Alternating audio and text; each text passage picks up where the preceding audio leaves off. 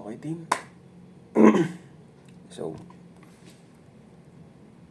hindi ako nakapag-video kagabi. So, nag-video ako ngayong umaga. And, okay naman yung kahapon. Sadyang natulog lang ng maaga.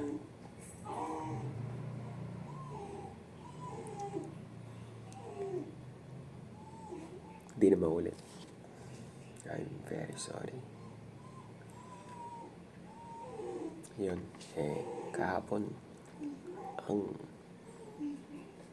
dali lang pala magtrabaho. Kasi may ginawa ako, tapos initially, nasa isip ko, mahirap to, baka hindi ko kaya gawin.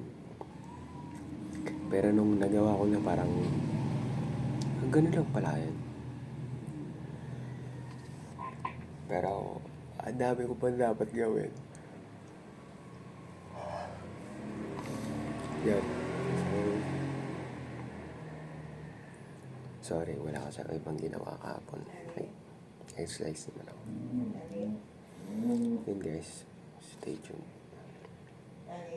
Dalawang post ngayong araw.